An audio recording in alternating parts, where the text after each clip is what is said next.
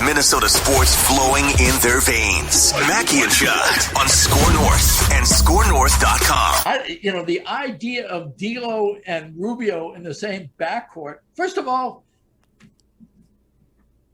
Ricky Rubio cannot be 1B on the court. At the very least, he's got to captain a second unit. It's just who he is. I mean, it robs him of everything. I mean, way back to the time when Tibbs was putting him in the corner so Andrew Wiggins could run the offense. It's just stupid. And the idea of putting him next to D'Lo is stupid. Oh, I love it. I love it. Starting the show with just a random clip of Britt Robson on the Daymore NBA podcast going in on Ricky Rubio's role within the Timberwolves in multiple generations of being a Timberwolf there. This is Mackey and Judd, daily Minnesota sports entertainment, and today is a glorious day, gentlemen, because today is Reckless Speculation Thursday. We have 52 holidays. They are called Reckless Speculation Thursdays. We bring in our friend Darren Doogie Wolfson from the 5 Eyewitness News Sports Department and the NBA aggregator's favorite insider. He brings inside information about all of your favorite Minnesota sports teams. What's going on, gentlemen? Happy, glorious, Reckless Speculation Thursday. It's my favorite day of the week. It absolutely is right up there. Saturday or Sunday is probably my favorite day of the week. But Thursday is of the weekdays. Joining you, gentlemen, for Reckless Speculation Thursday. Yeah, I mean, it's about as good as it gets. By the way, Britt is spot on. These Wolves fans clinging to the idea that Ricky Rubio needs to be on the roster next season because him and Ant have this bond. Give me a break. Ricky Rubio is a good trade chip because it's an expiring contract, not because he's some sort of good player at this point of his career. Just ask Phoenix, right? Phoenix said, okay, Rubio took us as far as he'll take us. Mm-hmm. We need an upgrade. In the case of what they did, a significant upgrade. Now look where they are. Ricky Rubio should be prime trade bait. I actually think Gerson Rosas understands that. You can bring in some other vet to nurture, to hug, to love Ant.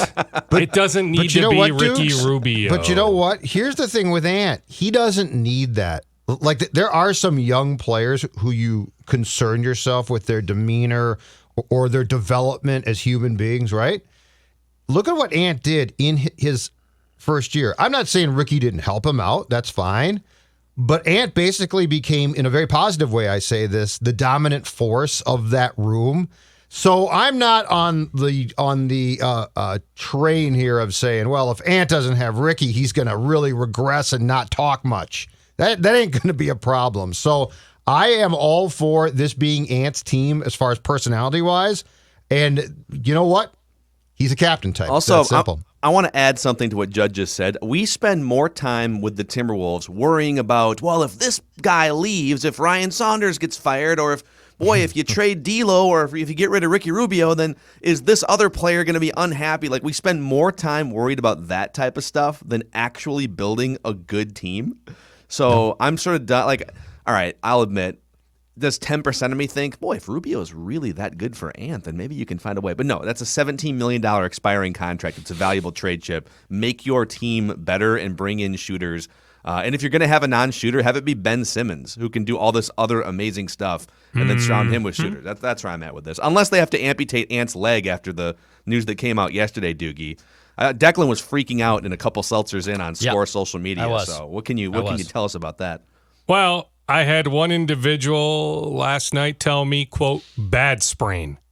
But yeah, I mean, the foot doesn't need to be amputated. The unfortunate part is this was a good setting, right? Playing under the leadership of Eric Spoelstra, playing with some other good young players, getting a chance to eventually scrimmage against Team USA. Really cool opportunity for Ant in Vegas. Now he'll be shut down, but there is no sense that he'll need any sort of surgery, anything crazy like that come training camp, which, oh, by the way, like, you think about it, we're talking here on July 8th. They will start training camp in like mid-September, third week of September-ish. First preseason game, October 2nd or October 3rd. That's really not that far from now. But there's no sense that this injury will linger that deep into the calendar year. Here's what I don't get, though. And this is what confuses me about this whole thing, and basketball especially. I don't understand. We talk about soft tissue injuries, right? And guys have to get some time off. They have to get off their feet. I'm not saying that they become slobs on the couch, but they definitely are supposed to pull back just a bit. And Dukes, you're exactly right. Because of the pandemic shortened season and how it altered the schedule, it has sped things up. So what I don't understand is how this is a good idea to play. And Phil, I've talked about this for how long now, to play for your country in the summer. Who cares about your country? I don't give a damn about your country. I care about your NBA career, which, by the way, pays you millions. Like, you're being paid by an owner, Doogie. So, Ant, I get it. He's young, and it might have been a good experience. Tommy. No, I'm all go for back to Russia. Eliminating. No, I'm the opposite of a here. communist. I don't want you playing for your country. I don't want you representing your country. I don't understand that this whole thing about guys need, doctors say guys need time off. Soft tissue injuries are a big problem. You have to get off your feet, and then the next thing you know, some guys from the Bucks are going to go right to the Olympic team. Yeah, I hear you, and I know that you have sort of that's a good idea. You've maintained a steady level of panic about this sort of thing ever since you and I started doing a show together like 8 years ago. It's not a panic, it's a hatred. But to Doogie's point, okay, if you're telling me there's like a 10% chance, maybe even less than that he could suffer something, a sprained ankle, God forbid a torn ACL, like it'd be far less than 10% chance. But there's a 90+% chance he's going to get to be around and scrimmage with and soak in knowledge from the Eric Spoelstras and some of the best players in the NBA. I think it's worth getting all of that absorbed into your young 19-year-old NBA system. And it just so happened that he drew the short straw, and now he's not going to be able to soak in anything except rehabbing the ankle for 2 months. I'm with you, Phil. Ant last played a game on May 16th. Like, how much rest does he truly need, Judd? He's not that far removed from the AAU culture of playing 6-7 games over the course of 3 or 4 days, a Thursday, Friday, Saturday, or a Friday, Saturday, Sunday. Mm-hmm. Heck, he's 19 years old. He won't be 20 for another 5 or 6 weeks, 4 weeks, whatever it is, August, whatever. He's fine. I'm with Phil. You roll the dice.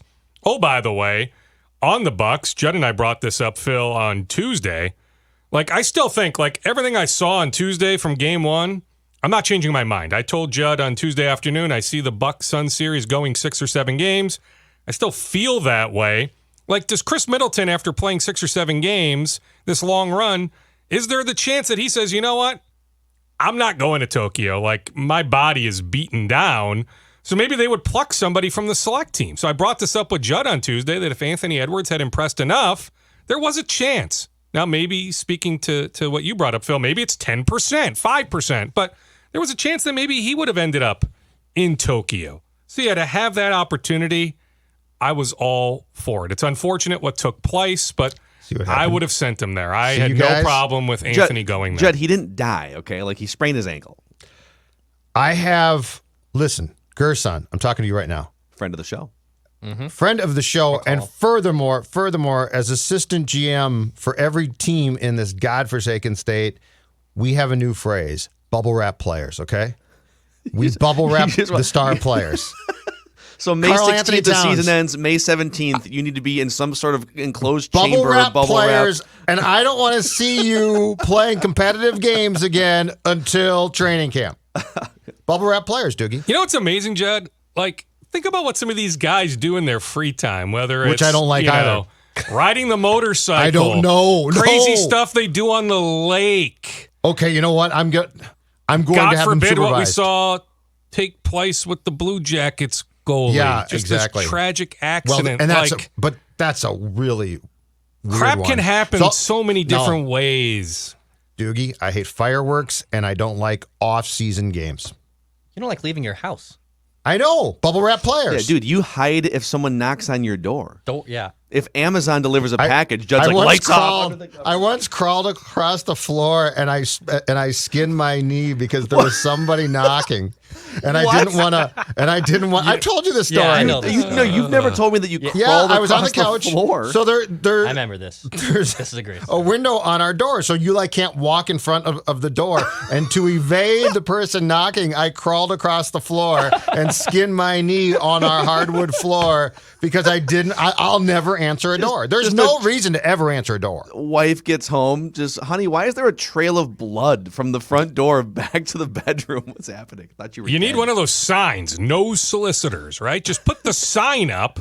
Yep. Then you don't need to crawl. You don't need to risk injury to your knee. Yep. And I was maybe like, I got hurt. beware of dog or something. Maybe a beware. Oh yeah, can work, Stella's too. gonna scare him off too. Stella's gonna She's gonna really scare him off until they start to pet her, and she's like, okay. By the way, this reckless speculation session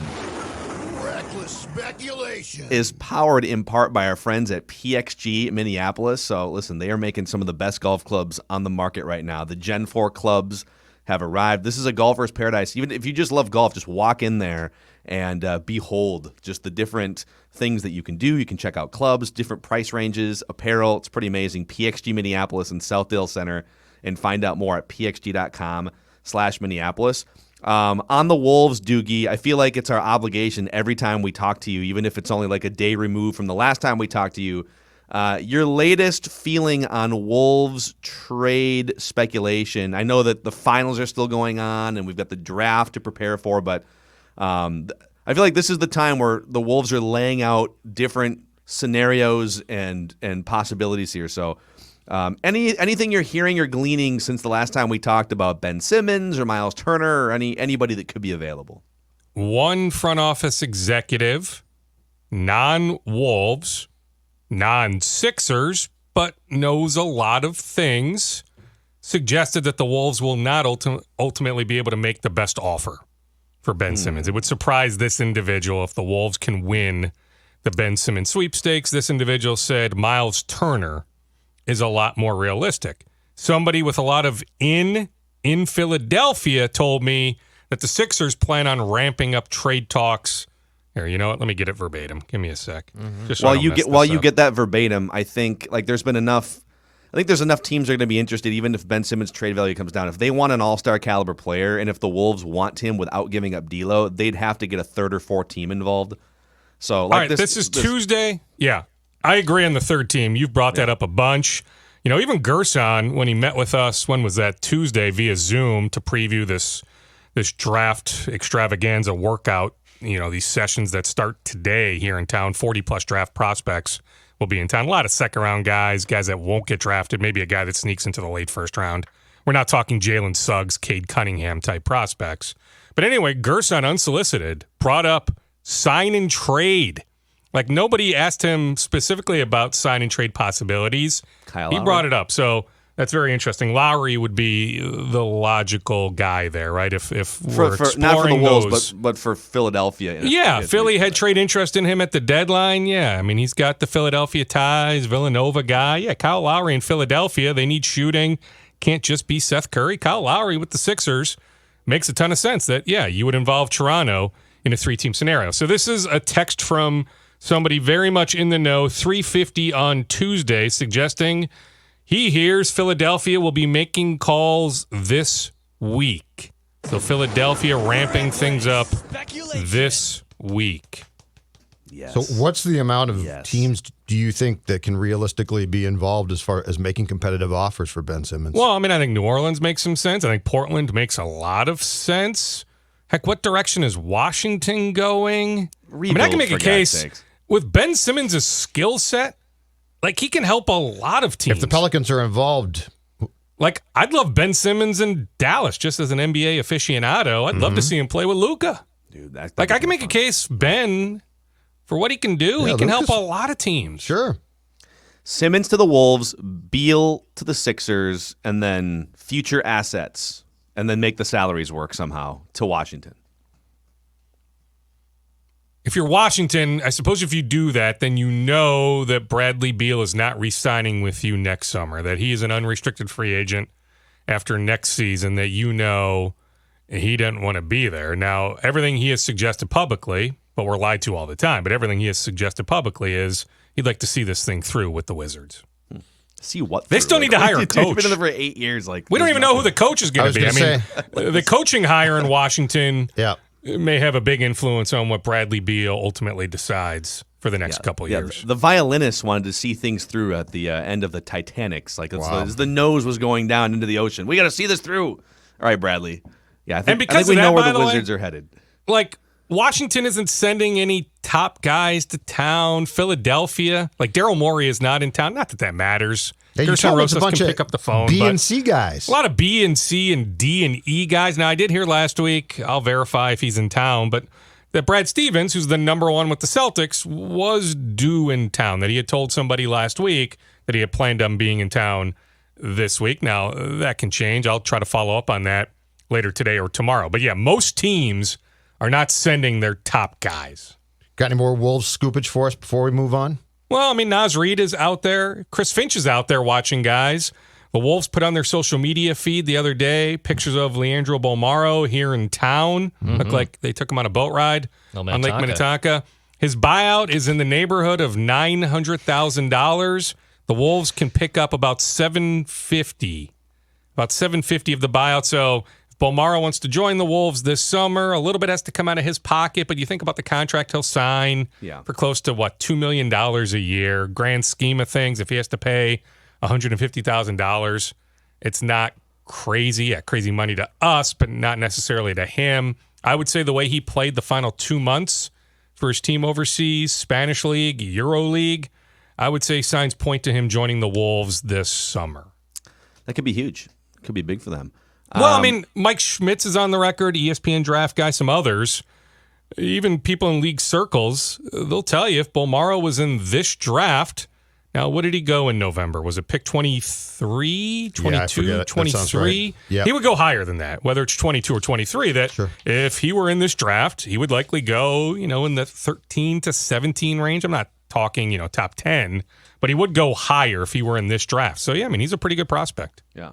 And then you mentioned off mic. I don't know how much you want to get into it, but there's a Wolves front office shakeup. Do you want to dive into that or? Yeah, I mean, I don't know how many people are aware of Dr. Robbie Sicca, VP of Player Performance. With the doctor title, more so on the medical side. He was big, with the NBA's COVID plan. When last season kicked off, this current season, last season for the Wolves kicked off, like his fingerprints were all over, every meeting with, Adam Silver on down in the NBA front office, like Dr. Robbie Sicca was heavily involved. I don't have all the particulars. My sense is that it's more his choice that he's leaving, that the Wolves didn't necessarily want to lose him. But I had two people that would know independently tell me, hey, you need to follow up on this. I did reach out to Dr. Sicca. He hasn't gotten back to me, which might tell you a lot, too. I got reached out to him a few days ago, multiple times, and he never got back to me. So, that might tell you something that there is something going on there. But yeah, I feel confident putting it out there that Dr. Robbie Sicca no longer with the Wolves. Yeah. And I mentioned a couple weeks ago, a lot of people in the front office had contracts expiring July 1st.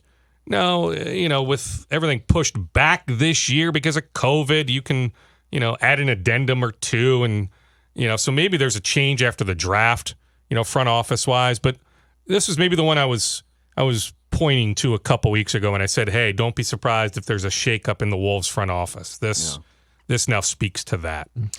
Dukes, why don't you empty the bag here for us? Any rapid fire scoops? Any Gophers players are going to strike it rich now that name, image, and likeness are? Is Tanner Morgan about to $5 million? I did see it. What do you think he gets for those cameos?